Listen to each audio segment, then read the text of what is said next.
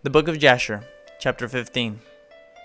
And in that year there was a heavy famine throughout the land of Canaan, and the inhabitants of the land could not remain on account of the famine, for it was very grievous. And Abram and all belonging to him rose and went down to Egypt on account of the famine. And when they were at the brook Mitzrayim, they remained there some time to rest from the fatigue of the road. And Abram and Sarai were walking at the border of the brook Mitzrayim, and Abram beheld his wife Sarai, that she was very beautiful. And Abram said to his wife Sarai, Since God has created thee with such a beauty countenance, I am afraid of the Egyptians, lest they should slay me and take thee away, for the fear of God is not in these places. Surely when thou shalt do this, say thou art my sister to all that may ask thee, in order that it may be well with me, and that we may live and not be put to death. And Abram commanded the same to all those that came with him to Egypt on account of the famine. Also his nephew Lot he commanded, saying, If the Egyptians ask thee concerning Sarai, say she is the sister of Abram. And yet with all these orders Abram did not put confidence in them, but he took Sarai and placed her in a chest and concealed it amongst their vessels. For Abram was greatly concerned about Sarai on account of the wickedness of the Egyptians. And Abram and all belonging to him rose up from the brook Mitzrayim and came to Egypt. And they had scarcely entered the gates of the city when the guards stood up to them, saying, Give tithe to the king from what you have, and then you may come into the town. And Abram and those that were with him did so. And Abram with the people that were with him came to Egypt. And when they came, they brought the chest in which Sarai was concealed, and the Egyptians saw the chest. And the king's servants approached Abram, saying, What hast thou here in this chest which we have not seen? Now open the chest, and give tithe to the king of all that it contains. And Abram said, This chest I will not open, but all you demand upon it I will give. And Pharaoh's officers answered Abram, saying, It is a chest of precious stones, give us the tenth thereof. Abram said, All that you desire I will give, but you must not open the chest. And the king's officers pressed Abram, and they reached the chest and opened it with force. And they saw, and behold, a beautiful woman was in the chest. And when the officers of the king beheld Sarai, they were struck with admiration at her beauty. And all the princes and servants of Pharaoh assembled to see Sarai, for she was very beautiful. And the king's officers ran and told Pharaoh all that they had seen, and they praised Sarai to the king. And Pharaoh ordered her to be brought, and the woman came before the king. And Pharaoh beheld Sarai, and she pleased him exceedingly, and he was struck with her beauty. And the king rejoiced greatly on her account, and made presents to those who brought him the tidings concerning her. And the woman was then brought to Pharaoh's house, and Abram grieved on account of his wife, and he prayed to the Lord to deliver her from the hands of Pharaoh. And Sarai also prayed at that time, and said, O Lord God, thou didst tell my lord Abram to go from his land and from his father's house to the land of Canaan. And thou didst promise to do well with him, if he would perform thy commands. Now behold, we have done that which thou didst command us, and we left our land and our families, and we went to a strange land and to a people whom we have not known before. And we came to this land to avoid the famine, and this evil accident has befallen me. Now therefore, O Lord God, deliver us and save us from the hand of this oppressor, and do well with me for the sake of thy mercy.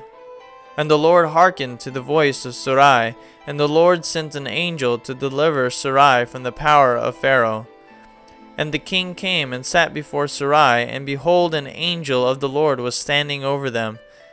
And he appeared to Sarai and said to her, Do not fear, for the Lord has heard thy prayer.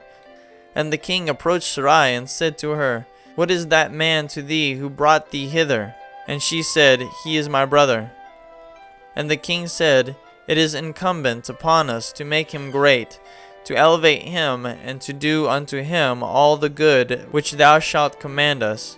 And at that time the king sent to Abram silver and gold and precious stones in abundance, together with cattle, menservants, and maidservants. And the king ordered Abram to be brought, and he sat in the court of the king's house. And the king greatly exalted Abram on that night. And the king approached to speak to Sarai, and he reached out his hand to touch her, when the angel smote him heavily. And he was terrified, and he refrained from reaching to her. And when the king came near to Sarai, the angel smote him to the ground, and acted thus to him the whole night, and the king was terrified. And the angel on that night smote heavily all the servants of the king, and his whole household, on account of Sarai. And there was a great lamentation that night amongst the people of Pharaoh's house. And Pharaoh, seeing the evil that befell him, said, Surely on account of this woman has this thing happened to me. And he removed himself at some distance from her, and spoke pleasing words to her. And the king said to Sarai, Tell me, I pray thee, concerning the man with whom thou camest here. And Sarai said, This man is my husband. And I said to thee that he was my brother, for I was afraid, lest thou shouldst put him to death through wickedness. And the king kept away from Sarai, and the plagues of the angel of the Lord ceased from him and his household. And Pharaoh knew that he was smitten on account of Sarai, and the king was greatly astonished at this.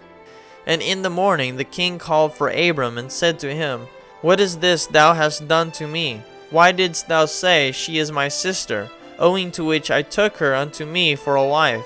And this heavy plague has therefore come upon me and my household. Now therefore here is thy wife. Take her and go from our land, lest we all die on her account. And Pharaoh took more cattle, menservants, and maidservants, and silver and gold to give to Abram, and he returned unto him Sarai his wife.